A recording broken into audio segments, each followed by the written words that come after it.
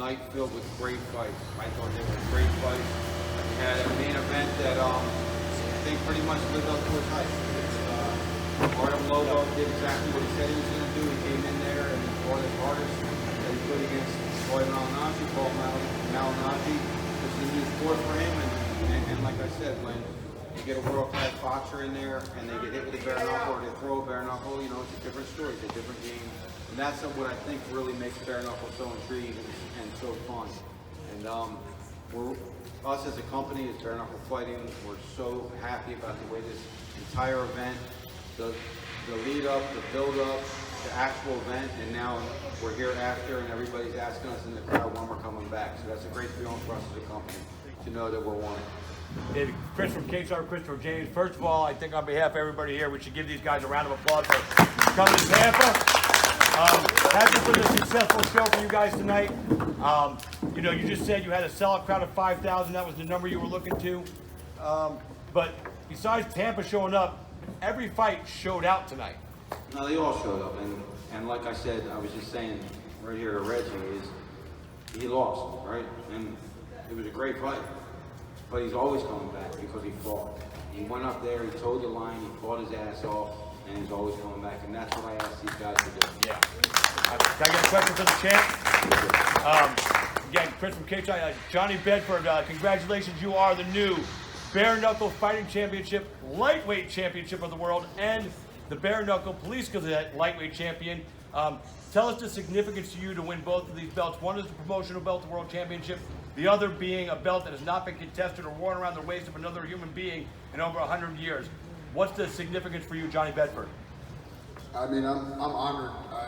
This is one of the greater days of my life. You know, I've got 2 kids, so I won't say it's the greatest day of my life, but this is pretty close. I've spent 30 years in combat sports. I was 5 years old when I started wrestling.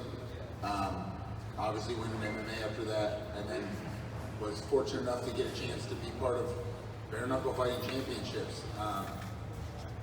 I'm elated right now. It's hard to put into words, you know. This belt hasn't been worn by anyone, like you said, in 130 years. It's an honor to have it, and this one's just, I'm the promotions champ. That's what I said I was going to do. I set goals, and I came out here tonight and I made that happen. I'm very happy right now. One more question. You and Reggie were beefing, talking some mad smack before the fight. The sportsmanship after, where you hugged each other in the ring and everything, and then over here a few minutes ago. Give us your thoughts on Reggie Barnett as an opponent tonight against you for that title. He's Reggie Barnett. All the crap talk, you know, all that stuff. It's just kind of selling a fight, right? And it's what I do, if I'm being honest. But none of it was personal. I met Reggie Barnett in June of 2018, and him and I collectively went to Mr. Feldman and said, we're next, right? Let the little guys have an 8-man tournament. And they made it happen. Bare Knuckle 3, we started a tournament. 6 other guys joined the division, and 6 other guys are no longer here. I knew I was going to fight Reggie in the finals. I think Reggie knew he was going to fight me in the finals. Again, there was everything I said. It's a game, right? I've got nothing but respect for Reggie Barnett. I knew he was the other big dog in this division. And if I'm being really honest, I think that we'll probably have to do this damn thing again. And Reggie, one for you real quick. What's your thoughts on Johnny Bedford's assessment and thoughts about you? As always, you know, when I first started this journey, I wanted to be able to, of course, fight for the title. You know, everybody who jumped in the promotion, you know, wants to be a champion. As far as Johnny Bedford goes, it was everything I expected to be as far as the fight. I have nothing but the utmost respect for him, and of course, though, Johnny, sometime down the line, we will definitely have to run back. Johnny and Reggie, thanks for answering my questions. I appreciate it, guys. All the respect in the world to you guys.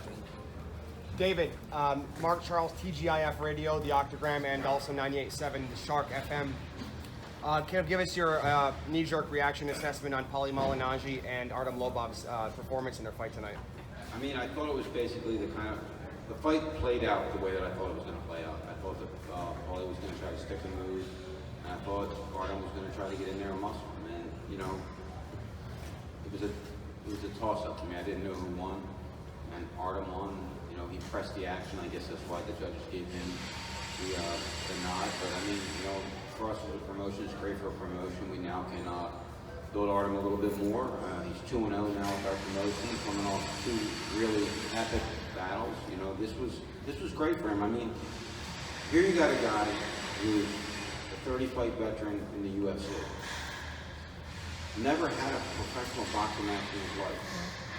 And he just won against a 2-time world champion. Not just a 2-time boxing world champion, but one of the best pure boxers that really ever boxed. And Artem Lobov has that victory. So I think we all should take our hat off to Artem Lobov and really give him a round of applause. And also Paulie did a phenomenal job tonight as well. Look, Yeah. he didn't know what he was getting into. And I don't mean that in a derogatory way. He didn't know.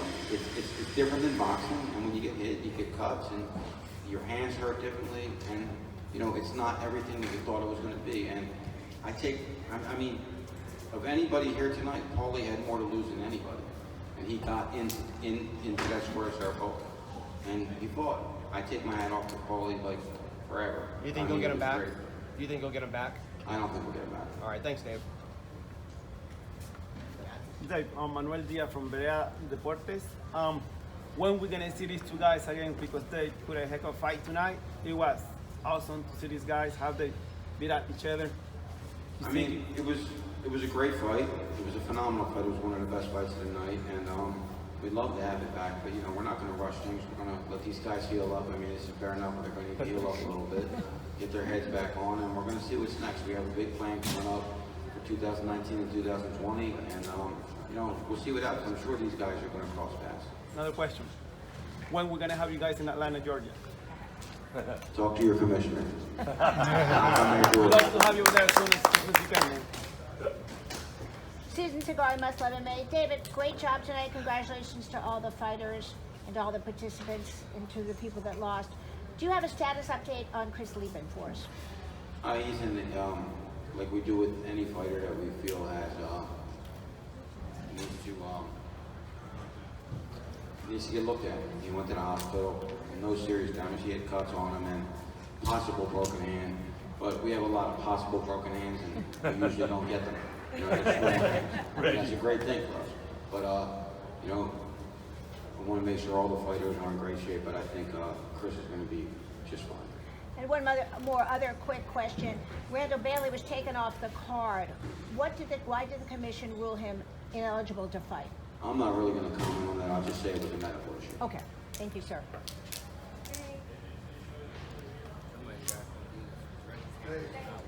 Back there, Dave.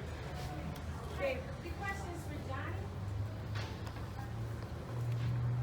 Hey Johnny, actually there's Abby that you fought in Luxley. He actually looked like a total different fighter tonight, and I was wondering if you'd be willing to give him another chance. The boss man decides who I fight next, right? I'm very happy for Abdi. He looked good tonight.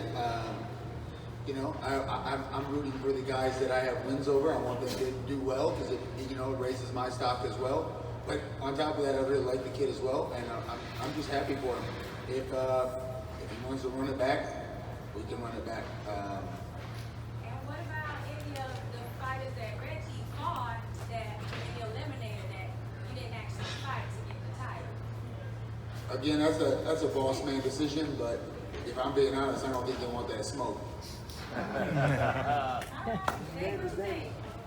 Reggie Barnett, TGIF Radio. Any thoughts on a potential rematch between Joe Diesel and Robert Barrios? I mean, you know, it all comes down to what the fans want. If the fans call for it, we'll give it to them. You know, Walbert fought really well, but I mean, we're growing. We're a brand new company, and I know we always really seem to put on pretty good fights, pretty competitive fights. But we can't just keep putting on the same competitive fights. We have to bring new guys in and bring new talent in and grow this roster. So we're probably not going to see all these rematches that everybody wants to see. You know, they have feelings about wanting to see these rematches right now because they just fought and look, Reggie wants to get his redemption. Let me see him. But we, you know, as a company, we have to move on to get more athletes in there and get more fighters and grow this company, grow this brand, and then we'll see what happens down the road. Look, who knows what's going to happen? The guy, the 135er that just picked up the contract, The tryout. Gian Herrera. Gian Herrera, former UFC. Is that what his name is? Gian Herrera, UFC. I would really like, in all honesty, you know, he's 135. Like I said, I'll fight anybody, so I'd like to fight him first to see if he's really about this bare knuckle life. There you go. Any thoughts on the next possible opponent? Not yet. You know, let's let Johnny rest for a little bit. We're going to all regroup. We have big plans for the rest of the year. We have 5 more events left for 2019. So, you know, Johnny's definitely going to be in that mix. He's not just one of our champions, but he's one of our champions that wants to come and fight. And that's the kind of champion we're looking for. So, Johnny will be back, and I'm sure it's going to be against, you know, a tough challenge. We got a lot of 135 pounders that are reaching out to us, and I think they're all going to pose a decent challenge for our champion. Well, David, Chris from Kickstarter, David again. Do you have a pick for the fight of the night tonight? I do. Can you share it with us? come on. No way. The way we do this is we discuss it with the team. I have my pick, but I'm not going to say that. We're going to discuss it with the team. We're going to announce it tomorrow. Okay. There's 2 or 3 fights that I think will fight in the candidates. I have my pick, and I'll see what my team says, and we will definitely make an announcement tomorrow. Awesome. Question for Dakota Cochrane. Dakota, first of all, man, all the respect for you taking a last-minute fight. You know, last time you did bare knuckle, you took out a big name in Johnny Hendricks. Tonight you come to Tampa last minute, and you fight Levy. You come home with another win, man. How's that feel for you? Yeah, it feels good. You know, he's a tough son of a bitch. So that's his head is the hardest thing I've ever hit. So yeah, he's a legend, man. I'm a fan. I've watched him for a long time. So for me to be able to fight him, that was a dream come true. And you know, no matter who's in there, I'm gonna try to win. So I don't care who you are. I'm gonna try to knock you out. So now that you got a win here at Bare Knuckle Fighting Championships, you know, in your weight class, is there a title? And if there is, are you going to be talking to that man saying, hey, how about it, boss? Yeah, hopefully boss man brings me back. I took a short notice fight for him, so, and went up a little bit of weight, but yeah, I think there's a little bit more tying up than I would have liked with leaving fight, but you know, I come to fight no matter who it is, so I'm ready. Awesome, man. Thanks for coming out and putting on a show tonight. Good job, Dakota.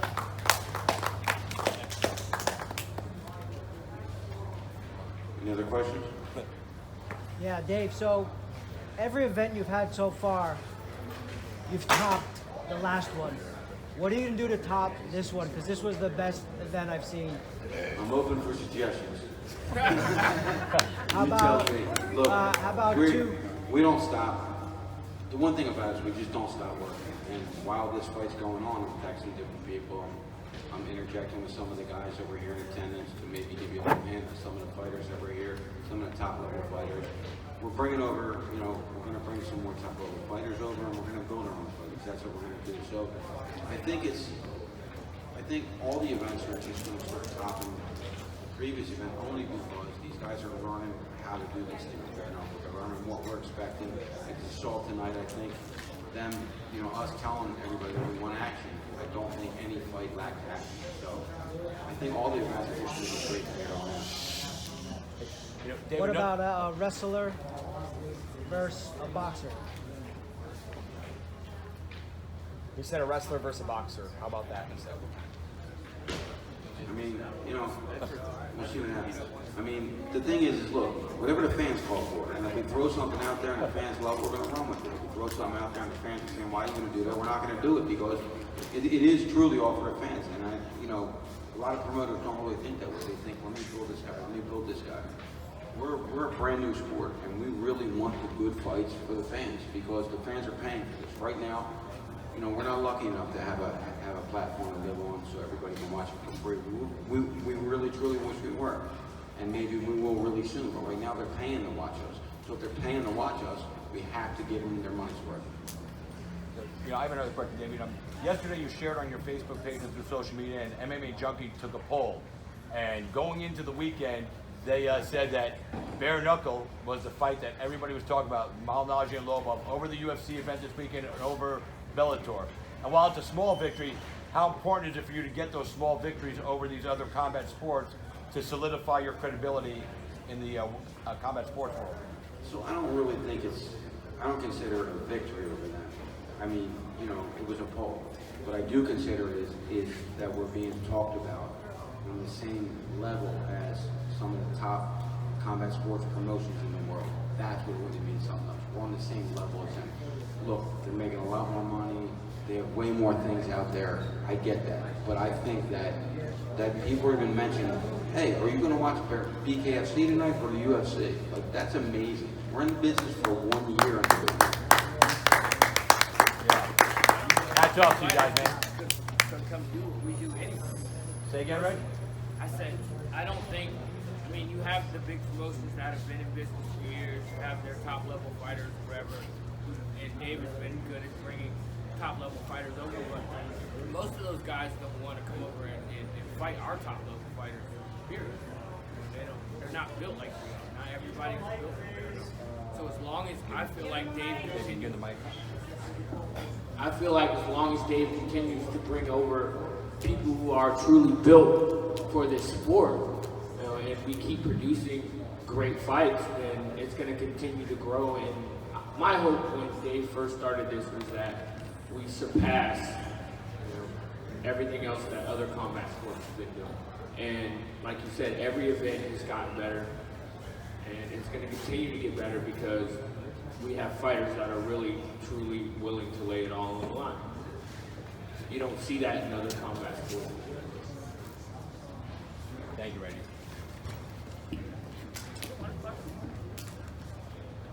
$130. Hell yeah. Trey 99, you have 3 WDA. David, do you have any early indication whatsoever on how the fight did on pay-per-view, or you don't have any of that? No, we don't get that. I mean, you'll never really get it night of, and we don't get the television numbers really back for a couple months, but we'll know what we did digitally probably on Monday or Tuesday. But the build-up leading into this and the early indication we got from our online partner is we probably did 5 to 6 times what we've ever done before. You think you have 5 more events this year? Will you be back in the state of Florida in 2019? Of course, man. Definitely coming back to Florida. Florida welcomed us with open arms. They came out, they loved it, and everybody, as I'm leaving, I said, you know, because I walk around, I talk to the fans. Do you like it? I love it. When you coming back? When you coming back? When you coming back? That's a victory for us. Casey Papaleo from Legends Boxing. What did you do different for this event, and what do you plan to do different for any other event to bring more crowds, to create a bigger venue? Well, look, I keep saying it, this is a brand new combat sport. It's a brand new sport. It's not just a new company, it's a new sport. So we're educating people about what the sport is as we're marketing the product. So I think people are getting more educated on this sport, so it's making our marketing a little bit easier. So I think it's not really what we did differently. Look, we had 2 really marquee names at the top of this card today, and you know, maybe the next card we have Leonard Garcia versus Julian Unwell versus Jason Knight. I was thinking of the other fight. Jason Knight and Leonard Garcia. It's going to be a war. It's going to be fireworks all night. And then, you know, we're just going to keep looking for who's the next guy to come over. But as we put on events like this, it opens the doors. When we started this a year ago, we knocked on every door. And we knocked on all the fighters' doors and said, who wants to fight? Now, the remarkable twist of it is, all the fighters are asking us if they can fight for us now. Hey Dave, George from FightHype. Do you foresee more boxers getting into bare knuckle, and in the near future? I mean, I definitely do, but I think that they're also going to say it's a little different than what I thought it was, because on paper, Paulie should have beat Artem very easy. If it was with boxing gloves on, it would have been a no contest. Right? Take the gloves off, it's bare knuckle, clinch, different things happen. So yes, to answer your question, yes, we will definitely get some more boxers. We're already talking to some right now, so it's going to be a good 2019 for the boxers in bare knuckle. Thank you. It was unclear from the press area. Was there something wrong with the tape on the gloves before the main event? What was going on? Can you clear up that situation? It was just a rumor. I mean, the commission went right in the back and looked at the hand, and it was nothing. You know, someone just started a rumor, and it was untrue. I was in the dressing room in the Malignaggi camp dressing room, and it was a complete.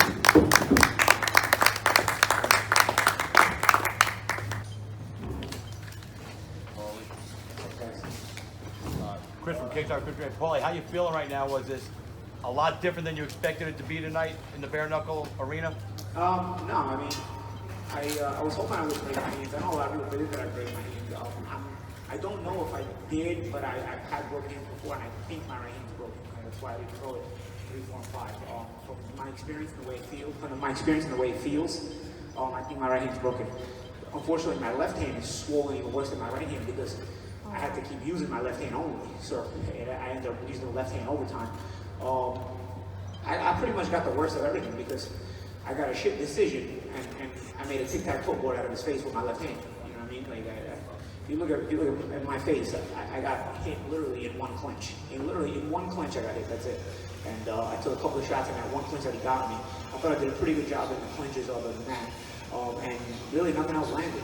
I thought I was very comfortable boxing. Luckily I have experience fighting with one hand. From early in my career, breaking my right hand so many times. So even when my right hand was gone, I thought I fought very well in 3, 4, and 5. He got me in the clinch in 3. But other than that, I thought 4 and 5. I mean, 5, he didn't do anything at all. I mean, literally, I was popping him with jabs and check left hooks constantly. I mean, you want to give him 4? I mean, I don't think you can, but I guess if they want to give it to him. The only thing I could come up with is a couple times off the spin-offs, I went off balance and he kind of grazed me with some shots that maybe they thought the punches caused me to go off balance instead of actually my legs and my spin-off going off balance. And they thought he was hurting me, so that made them give him the round. This is also a problem, and you know, man, I pull no punches. This is also a problem when you have a state that has a fight every 50 years, you know? You have judges that don't know what the fuck they're watching, don't know what the fuck they're doing, and you get this, you know, because everybody and their mothers thought I won this fight. But you know what? I'm also 38 years old, and I guess like this is like sort of a sign to say, yo, you gotta stop. You know what I mean? Like, cause I probably would have kept doing this if I won this fight tonight and would have maybe campaigned. And, you know, I would have probably chased him because once I was in there and I got going, it was kind of fun. You know what I'm saying? Like it was like I was in the moment. Sure, okay, he sucks getting it, of course, you know. But I took that one shot in the clinch, and I'm like, I thought I dealt with the clinch pretty well. I was pretty elusive, and so I was boxing well. It just sucked because when I hurt my hand in round 2. I know the exact shot I hit him with. I threw a jab to the stomach and a right hand to the head. I separated the 1-2. I did like a mixed 1-2. I saw him kind of flat-footed as he was walking me down. And so I said, you know what, I'm going to set him up. He's going to look down. I'm going to get him looking down with the jab to the stomach, and then I'm going to shoot the right hand up top. And I caught him with it lovely. The problem is I think I hit him a little bit up high, and I hit him on the forehead with the right hand, you know? And that, I think, caused the break. I don't think I threw a right hand the rest of the fight, maybe 1 or 2 more. But I also kept it very calm, and I thought the jabs and check hooks and distance changes were working very well. I was kind of feinting them and dropping back, walking them into jabs, check left hooks, spinning off very well. Sometimes those spin-offs, I went off bounce, yeah. You know, because you're also southpaw, you know, so, sometimes when you spin off, you go off bounce a little bit, but I wasn't even uncomfortable. Like, honestly, if I was 10 years younger, I'd probably be really mad right now, you know, but I'm like, whatever, you know what I'm saying? Like, Artem probably can benefit from this win and then make some money. He's got a newborn baby, so fuck it, you know what I'm saying? I got money. Yeah, it would have been nice to get the win and go and continue to do this or have fun, you know, but maybe this was a sign, you know? Yeah, and I think everybody here would agree with the sentiment. We're glad you came and did this tonight. You put on a great show for everybody here in Tampa, so respect you for that. And with the respect, now that the fight's over, do you respect Artem more as an athlete? Because before the fight, you said no respect for him, but now that you went 5 rounds, I think when fighters fight each other, they sort of have soul searching on themselves, you know, and you kind of have to dig deep. And maybe this wasn't Knight versus Lobov. This wasn't like the whole-out war that Knight versus Lobov was, but I had to dig deep, and then I got left one-handed, so I had to stay calm in the line of fire. And Artem had to dig deep because he had to chase me trying to land the shots that he couldn't land, you know. And he had to still, go for it and try to win the fight, you know. But you know, so you still gain that respect for one another, nonetheless. You know, and I think we have that. You know, I still don't agree with what everybody did, but of course I'm sure people aren't going to agree with the way I responded to everything too. You know, but of respect to Artem, like I said, he's got a newborn baby, so you know, he can probably benefit from this and do well for himself. Thank you for answering my question, Paulie. Appreciate you. Paulie, trade down 95 3 WDA. Now that you've been in the ring with both of them, who do you think's a better boxer, Connor or Artem? I don't know, man. You know, this kind of boxing is a little bit different, right? Yeah. So I don't know. No comment on that. Paulie, Dave from Bedford. So you're 38, but we saw you're moving pretty quick and smooth. So I have a question. How was your first experience with bare knuckle?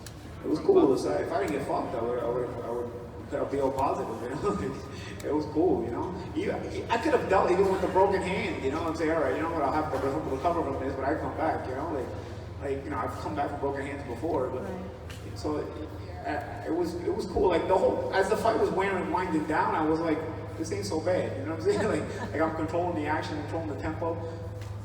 I was thinking to myself, I was so calm, I was thinking to myself, it's gonna suck being in a cast this summer because it's hot as hell and your hands start sweating in a cast. You know, I've been in cast so many times that I know I don't want to be in a cast in the summertime.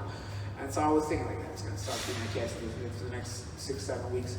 But aside from that, I mean, I was that calm, you know, I was enjoying the experience. Like I said, I think if I had been left with 2 hands and I hadn't broken it around 2, I could have got all some really flashy combinations. Because I felt like I got in my groove as the fight went on. It just I only had 1 hand, you know. But I was landing jabs and check hooks. I think I landed more jabs and check hooks in the second half of the fight than the first part of the fight. And ironically, the judges gave me the first 2 rounds, and then after 3, they didn't give me a round. Again, shows I'm Bush League shit because I got cut around 3. So once the Bush League shit came in, they literally only scored my blood because the same shit was happening. He was getting outboxed very easily, but now I was cut. And clearly, the Bush League judges scored the blood and not the actual fight of what was happening because realistically, nothing else happened aside from that clinch where you know he definitely got me some good shots. I must admit I was sort of worried about the clinch work because you know that's his expertise. So I did some work with Ray Longbow in Long Island. And I felt like, you know, I have to be careful with the clinch work or whatnot. So I was really careful in terms of managing distance. I thought the plan was really to manage distance, you know, and I think we did a pretty good job, I think, to manage distance overall. Reggie Barnett, TGIF Radio. Were you surprised at how well Artem was able to handle your shots, and how did that throw off your game plan? No, I'm not really a big puncher, so I'm used to guys handling my shots, you know, and I'm used to staying calm under that fire, you know. I'm used to I have a boxing style where I kind of use my half steps and then step arounds, you know. They handle my shots, but I'll change distance on them so they can't really land their return shots, you know. And I kind of walk them into more shots if I can, you know. So no, Artem's a tough guy. He has a reputation for being a tough guy. I saw the Jason Knight fight. I knew this guy's not going anywhere, you know. So it didn't throw me off that he handled the shots. It was just, you know, it was something I expected.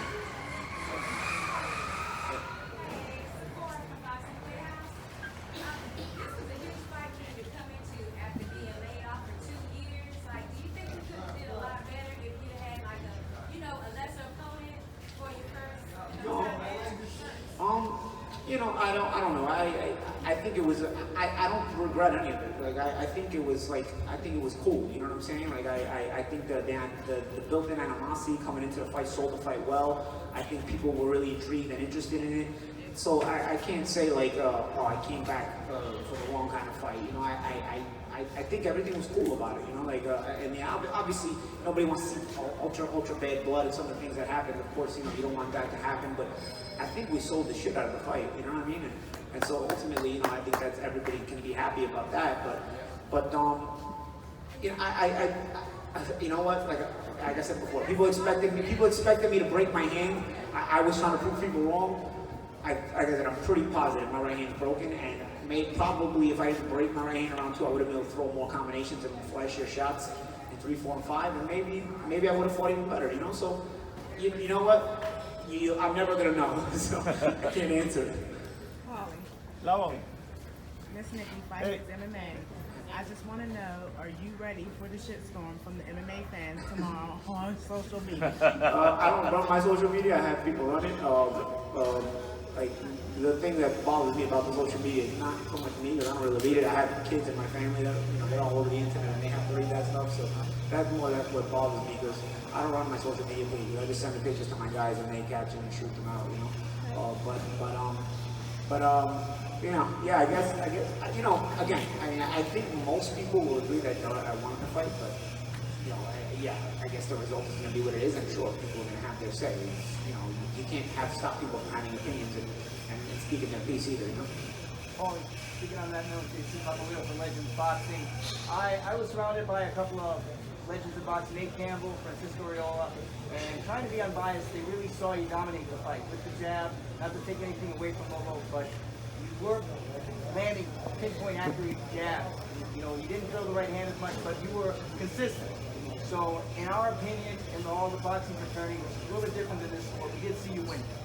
I thought I did. I mean, I guess regardless of any kind of combat, you have to score landing shots the most, and I thought I moved well, and I thought I landed plenty of shots, I thought aside from that clinch that like I said, he did very well in that one clinch. He got me in a one clinch where he landed some good shots, and that one clinch, I'll tell you what, it made me happy that was the only one he caught me in that good, because I was like, wow, you could do a lot of damage in these clinches. Like, I got caught in one clinch, I got like a bunch of cuts and a bunch of blood. I came out of that clinch like, all right, you know what? This shit is serious.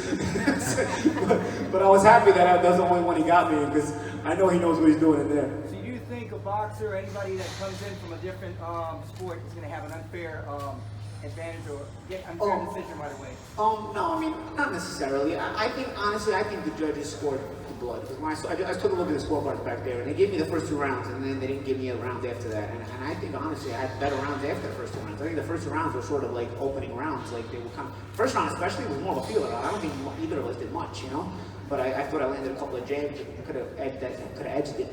And then, 2, I landed a good right hand that broke my hand. Then 3, he landed had that good clinch work. 4, I thought I won. 5 was very quiet, but I thought I landed a lot of jabs and check hooks. I thought I did very well on 5, landing jabs and check hooks. And I don't think I got hit with a shot on 5 actually. So I mean, again, it's up to them, and I don't control that. Thank you. Artem, Mark Charles from TGIF Radio, the Octagram MMA, and today 98.7 FM, The Shark. Congratulations to both of you guys. Thank you so much. Can you give us your assessment on Paulie's performance? I mean, I knew he's a tough guy, he's experienced, he's got 50 fights, I knew this was not going to be easy. I was a little bit surprised with the way the referee kind of worked the clinch. He was on top of me right away, breaking up the clinch. And if you look at some of the boxing fights, even in the boxing fight, where clinch is not allowed, they allow people to work a lot longer in the clinch than they did in this, where the clinch is allowed. And the one time where Paulie is talking about, where I caught him and I was landing shots, and then the ref just comes on top of me and pulls me off. And I'm, what's going on? He says, oh, you gotta be landing shots. I'm like, what the fuck was I doing, do you think? I was landing shots, I was throwing shots. And that was a big, part of my game plan, get him in the clinch and work him there, because I really wanted to as well kind of push him against the ropes, because the ropes here are really hard, almost like a cage. So I was going to do what we do in MMA, push him against the cage, get good head position, get a good underhook, and then land some shots. But the referee didn't allow me to do that for some reason. I was a little bit surprised. One more, Artem, sorry, one more, Artem. And this is also for David. Can you confirm or deny, or maybe brainstorm it in front of us? Do you consider Artem to be the face of the company at this point? Fucking some face it is, isn't it? Dave, can you answer, please? You want that face to be? Can you answer also, though? I mean, right now he's absolutely the most popular guy in our company right now. So if you want to consider him the face, then we consider him the face of the company. I think it was a great event. It wasn't, it was a very, very good fight. It was a great event, and I think we brought Bare Knuckle. These 2 gentlemen helped me bring Bare Knuckle to another level, not just Bare Knuckle FC, but the sport of Bare Knuckle to another level. Artem, Chris from Pittsburgh Games.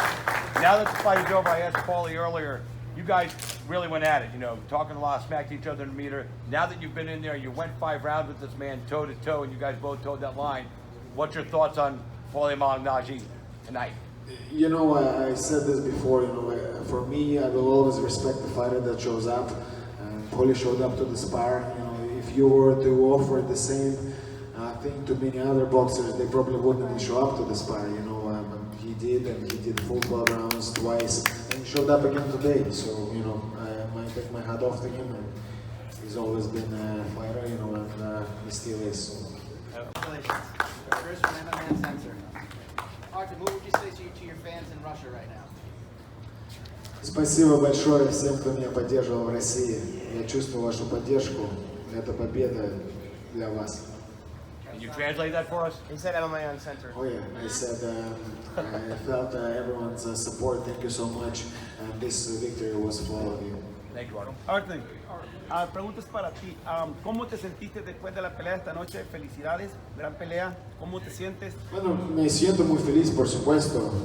Gané, entonces estoy feliz, pero habías visto la pelea también con Knuckle. Después de cada una pelea estás roto.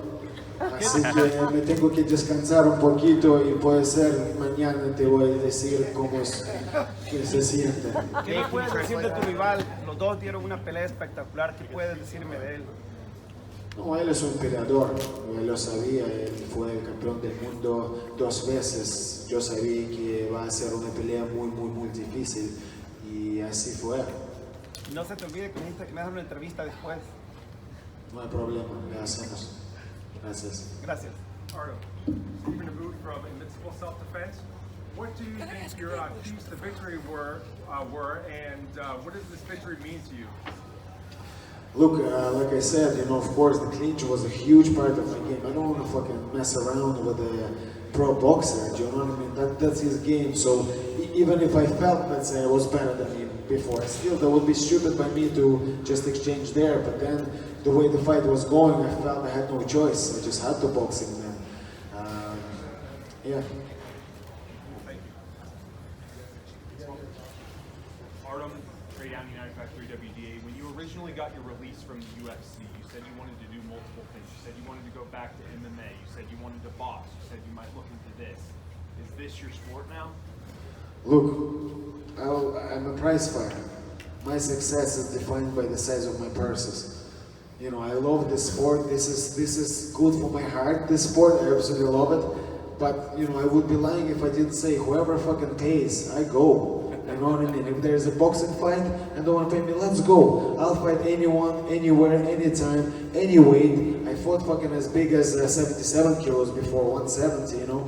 So I don't give a fuck. I'll fight anybody, but pay me. You gotta pay me. Not until your contract expires. Artem, when you were in Mississippi at the last fight, before you fought Jason Knight, you were walking around sitting there watching fights. Did you get a chance to come out of the locker room and watch any of these fights tonight? And if you did, which one impressed you? I actually didn't see any of the fights for a few reasons. Number one, my kid and my girlfriend were backstage with me, so I really was enjoying time with my little kid. And also the way the setup was, like in Mississippi, you've seen it was really easy, and I came out right in the crowd. Here was a bigger venue, bigger show, bigger everything, so it was a little bit harder to come out and watch the fights, but I'm sick I didn't get to see them. I absolutely love the fights.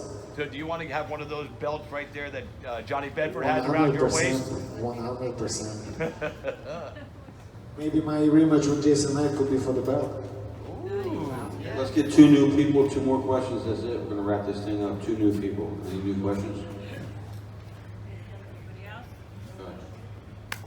Artem, Connor wasn't here tonight, but have you heard from Connor's? Have you had a chance to check his phone or anything? I didn't check my phone yet because I had to do VADA testing and then get stitched up as well, and it took me a while to do VADA testing, you know, because after the fight you're dehydrated and they're waiting for you to give them a B sample. You know, they had to wait for a long time, so I did check my phone yet. All right, thanks everybody for coming out tonight. This was a great event. Give a great round of applause to all these guys up there. See you August 10th. Let's get a couple pictures. You gotta go back. We're taking a picture. Everybody back up so everybody can get the picture, okay? White t-shirt down, please, a little bit. Not you. You. Just a little bit down, please. Yeah. Other way. Look down here, guys. Down here. All right. That's a whole lot of talent right there, boys and girls.